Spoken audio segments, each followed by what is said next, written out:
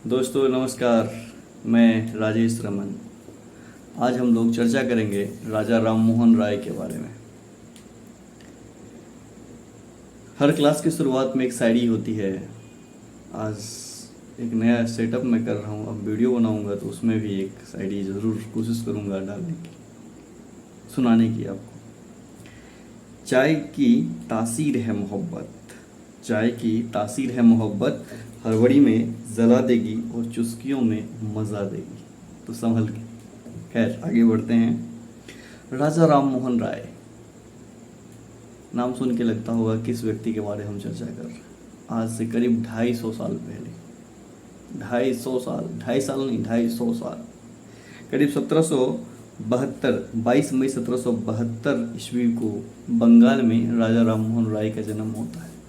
अभी तक जो मैंने पढ़ा, समझा, देखा, तो उसमें मुझे भीमराव अंबेडकर और पंडित जवाहरलाल नेहरू, स्त्रियों के प्रति, अगर मैं स्त्रियों के बारे में सोचता हूँ कि आज वो खुले आकाश के नीचे घूम रही हैं, विचरण कर रही हैं, कुछ भी कर रही हैं, दुनिया में सितारे तोड़ रही हैं, चंद्रमा पे पहुँच रही हैं, एक नई इबादत लिख रही हैं, तो मुझे दो लोग उसमें, भारत की महिलाओं के लिए दो लोग, और वैश्विक दृष्टिकोण से कहेंगे तो जे.एस. मिल, फिर मैं भीमराव अंबेडकर और पंडित जवाहरलाल नेहरू को, महात्मा गांधी भी, 3-4 लोगों को मैं समेटता था कि इन चारों पांचों लोगों ने काफ़ी कुछ काम किया था महिलाओं के लिए।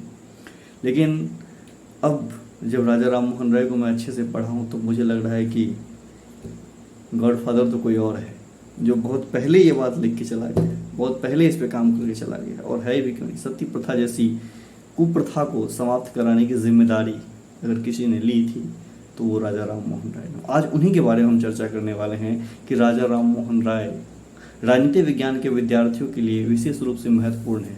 समाजशास्त्र के छात्र भी इससे लाभान्वित हो सकते हैं।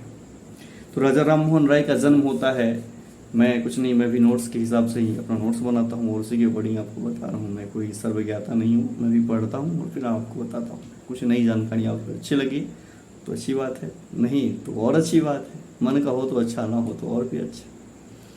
तो राजा राम मोहन राय का जन्म होता है 22 मई, ये मई का महीना है, 22 मई, आज 23 मई है, कल ही राजा राम मोहन राय का जन्मदिन था। हाँ, 22 मई 1772 ईस्वी को बंगाल में एक ब्राह्मण परिवार में जन्म होता है और 27 सितंबर 1833, 61 साल की लगभग उम्र रही होंगी जिसमें उनका इंतकाल हो जाता है, मृत्यु हो जाती है।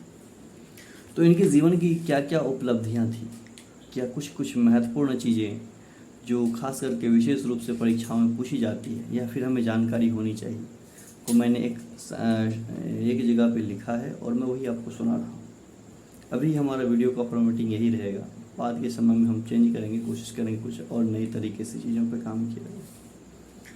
तो इनकी प्रारंभिक शिक्षा अरबी और फारसी में होती है, संस्कृत और अंग्रेज़ी के भी अच्छे जानकार होते हैं। 1803-4 मतलब 28-30-31 साल में ये ईस्ट इंडिया कंपनी को ज्वाइन करते हैं और 1814 तक उसमें काम करते हैं। 1814 के बाद सामाजिक राजनीतिक सुधार के प्रति नौकरी छोड़ देते हैं ईस्ट इंडिया कंपनी में और फिर समाज सुधार के प्रति रुख करते हैं। एक जो महत्वपूर्ण प्रश्न बनकर आता है कि राजा राम मोहन राय का नाम राजा राम मोहन राय था या कुछ और था, तो राम मोहन राय था। राजा इनको उपाधि दी गई थी, दिल्ली के शासक मुगल सम्राट अकबर द्वितीय ने इनको राजा की उपाधि दी थी। बाद में राजा राम मोहन राय लिखा जाता है। जैसे विवेकानंद की उपाधि, विवेकानंद जी का नाम था कुछ और नाम है और उनको उपाधि किसी और ने, विवेकानंद की उपाधि, नरेंद्र दत्त उनका नाम है और विवेकानंद की उपाधि उन्हें किसी और ने दी थी, राजस्थान के शायद कोई राजा थे। खैर कमेंट में आप कर सकते हैं। टैगोर, रविन्द्रनाथ टैगोर नोबेल प्राइज विजेता ने इनको भारतीय इतिहास का चमकता सितारा कहा था, राजा राम मोहन राय को। टैगोर भी बंगाल से ही बिलोंग करते थे और राजा राम मोहन राय भी। विचारधारा की बात करेंगे तो एक ईश्वरवादी थे, एक ही ईश्वर है, दूसरा नहीं। इसलिए कहा जाता है कि इस्लाम के प्रति इनका झुकाव भी माना जाता है और ईसाइयत की तो फजीहत कर देते हैं। हिंदुत्व के जो आडंबर हैं, खास करके उस समय में जो रहे होंगे, उनके घनघोर आलोचक रहे। जाति प्रथा और नशा कह ले, अंधविश्वास कह ले, इन सब के प्रति इनका बड़ा ही कटु, मतलब एक तरह से कह लें कि रूढ़िवादी चीज़ों के प्रति बहुत ही कटु स्वभाव के थे, मतलब वो उनके प्रति कटु स्वभाव रखते थे। इस्लाम के प्रति इनका झुकाव कहा जाता है। महिलाओं के केंद्रित इनका सुधार रहा जीवन में कि महिलाओं के प्रति कैसे सुधार हो। इनकी जो महत्वपूर्ण पुस्तक है तुहफात उल मुवाहिदीन,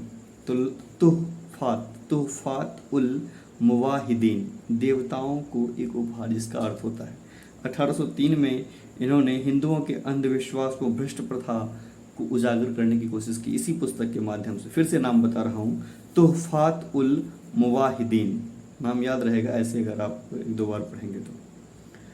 इस पुस्तक के माध्यम से उन्होंने अपनी बातें उठाने शुरू की। ये इस समय में इनकी उम्र रही होंगी 30 से 31 साल। उस समय में इन्होंने पुस्तक लिखना प्रारंभ कर दिया था। 1814 में जातिगत कठोरता, 1814 में जातिगत कठोरता, अनुष्ठान, अंधविश्वास, मूर्ति पूजा के विरोध में इन्होंने आत्मीय सभा की स्थापना की थी। ईसाई अवतार को इन्होंने खारिज कर दिया था। उस पुस्तक का नाम था प्रिसेप्ट्स ऑफ जीसस। 1820 में उन्होंने पुस्तक लिखी थी जिसमें उन्होंने ईसाई अवतार को ही खारिज कर दिया था। 1815, 1415 में, कहीं 14 कहीं 15 दिखता है, 1415 या 15 आप मान सकते हैं। 1815 में आत्मीय सभा की स्थापना करते हैं। 1821 में यूनिटेरियन एसोसिएशन की स्थापना करते हैं। 1828 में ब्रह्म सभा, जो कि बाद में ब्रह्म समाज बन जाता है, उसकी स्थापना करते हैं। बाद में ये 1828 वाला जो होता है ये सामाजिक कुरीतियों पर प्रहार करता है। 1829 में ही इन्होंने सती प्रथा को बैन करवाया था। समाज सुधार में जातिगत विषमता, छुआछूत, विधवा पुनर्विवाह, बहुत महत्वपूर्ण बिंदु है विधवा पुनर्विवाह। अंधविश्वास के प्रति सती प्रथा, दो चीज़ों के प्रति इनका बड़ा काम रहा है, विधवा पुनर्विवाह और सती प्रथा।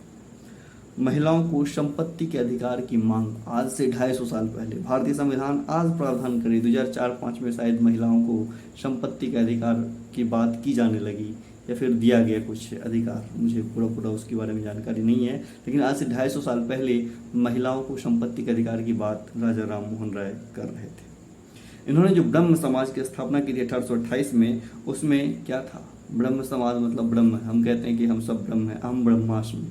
तो वो ब्रह्म का मतलब है कि समाज में जो अनुष्ठान, अंधविश्वास, उन सब चीज़ों का प्रचार प्रसार बढ़ाया। देखिए, आप मानते हैं तो अलग बात है और नहीं मानते हैं तो अलग बात है।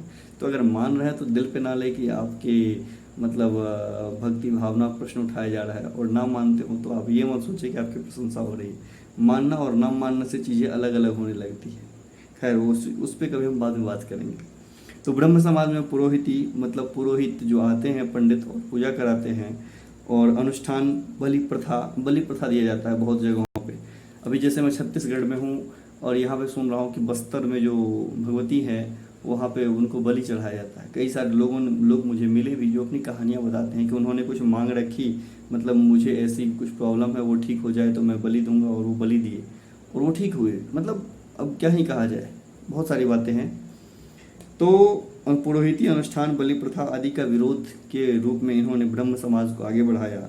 इसमें जो मुख्य विशेषता थी ब्रह्म समाजियों में कि ये प्रार्थना पे, ध्यान पे, शास्त्र अध्ययन पे जोर देते थे। धार्मिक एकता के प्रति मतलब बहुत ज़्यादा जागरूक रहते थे। शैक्षिक सुधार की बात करेंगे तो ये कहते थे कि पुरुष और महिलाओं को भी शिक्षा देना चाहिए, पढ़ाना लिखाना चाहिए, ताकि समाज में जागरूकता आए। 1825 में इन्होंने वेदांत कॉलेज की स्थापना की। प्रश्न आता है कि राजा राम मोहन राय ने किस कॉलेज की स्थापना की, या आत्मीय सभा की स्थापना कब की गई, किसके द्वारा की गई? तो ये राजा राम मोहन राय के द्वारा। 1825 में वेदांत कॉलेज की स्थापना भारतीय व पश्चात सामाजिक व भौतिक विज्ञान, जिसमें पढ़ाई होती थी भारतीय व पश्चात सामाजिक, राजनीतिक, इसके साथ भौतिक विज्ञान, इन सब चीज़ों, सामाजिक, समाज या राजनीति, इन सब चीज़ उस समय में जो पढ़ाई होती होगी, क्या कहें, आज से करीब 200 साल पहले 1825 में, मतलब 2025 आने वाला है, 1825 में राजा राम मोहन राय वेदांत कॉलेज की स्थापना करते हैं। अंग्रेजों के प्रशंसक भी रहे, हाँ, लेकिन अपने देश के में, मतलब इनका कहना था कि अंग्रेजों ने बहुत ही सिस्टमेटिक काम कर रहे हैं, इसलिए कर रहे देंगे। प्रेस की स्वतंत्रता के समर्थक थे। कमाल की बात यह है कि इन्होंने 3 पत्रिकाएं निकाली थी। पहला ब्राह्मणवादी पत्रिका 1821 में, दूसरा बंगाली साप्ताहिक पत्रिका थी जिसका नाम संवाद कौमुदी था। प्रश्न पूछा जाता है कि संवाद कौमुदी किसकी पत्रिका थी, कौन निकालता था, तो राजा राम मोहन राय। और तीसरा फारसी साप्ताहिक पत्रिका मिरात उल अखबार का प्रकाशन भी इन्होंने किया था। 1827 सितंबर 1833 को इनकी मृत्यु हो जाती है। अब हम बताने जा रहे हैं आपको इनकी जो प्रमुख पुस्तकें हैं उस पर एक बार थोड़ा चर्चा हो जाए। तो राजा राम मोहन राय की जो प्रमुख पुस्तकें हैं, सबसे पहले कहेंगे तुहफत उल मुवाहिदीन 1803-4 में लिखा गई थी। दूसरा है वेदांत गाथा 1815 में। तीसरा है वेदांत सार के संक्षिप्तीकरण का अनुवाद 1816 में। कठोपनिषद 1816 में। ईशोपनिषद 1816 में। कठोपनिषद 1817 में। मुंडक उपनिषद 1819 में। मतलब हिंदू धर्मशास्त्रों का खूब अध्ययन किए थे और फिर महिला सुधारों की भी बात कर रहे थे। 1819 में मुंडक उपनिषद, 1820 में हिंदू धर्म रक्षा the precepts of Jesus the guide to peace and happiness 1820 में। बंगाली व्याकरण 1826 में। द यूनिवर्सल रिलीजन 1829 में। भारतीय दर्शन का इतिहास 1829 और गौड़ीय व्याकरण 1833 में। इन्होंने इतनी सारी पुस्तकें लिखी थी, जिसमें सबसे महत्वपूर्ण पुस्तक पहली वाली जो पुस्तक है तुहफत उल मुवाहिदीन 1803-4 में लिखी गई थी। काफ़ी चर्चा होती है और काफ़ी इसके प्रश्न आते हैं कि इस पुस्तक के लेखक कौन है या राजा राम मोहन राय की इन 4 में से कौन सी पुस्तक है। तो ध्यान रहे, हम कोशिश करेंगे कि अब डेली 1-2 वीडियो के माध्यम से हम नए नए विचारकों को पढ़ें, थोड़ा थोड़ा, जो राजनीतिक विज्ञान के विचारक हैं, प्रमुख विचारक, और वे छात्र जो यूजीसी नेट, सेट या फिर अन्य प्रतियोगी परीक्षा की तैयारी कर रहे हैं, जैसे असिस्टेंट प्रोफेसर राजनीति विज्ञान के लिए, विशेष रूप से राजनीति विज्ञान के छात्रों के लिए। बाकी इसके अलावा अगर आप साहित्य में रुचि रखते हैं तो हम नॉवेल्स वगैरह भी पढ़ते हैं और हम आपको कहानियाँ भी सुनाएंगे, कुछ नई नई चीज़ें। मेरा पीएचडी का काम फिनिश हो गया है, मैं फुर्सत में हूँ, अब यूट्यूब को फुल समय दूंगा, तो हम कोशिश करेंगे ये सब चीज़ें आपको प्रोवाइड कराने की। अगर आप इन सब चीज़ों में रुचि रखते हैं तो आप चैनल पर जुड़िए, आपको मज़ा आएगा। हम कोशिश करेंगे और अगर आप भी हमें कुछ सुझाव देंगे तो हम उसे सम्मिलित करने की कोशिश करेंगे, हम आपसे बात करने की कोशिश करेंगे, हम सुझाव आपका लेंगे। और अगर आप हमारे साथ जुड़ेंगे तो हम हो सकता है आपसे मिलें भी और हम आपको वीडियो भी अपलोड करें, अगर आप कुछ ऐसी नई चीज़ें हमें जानकारी दे तो ठीक है, फिर मिलते हैं चलते चलते। ठीक है, बाय।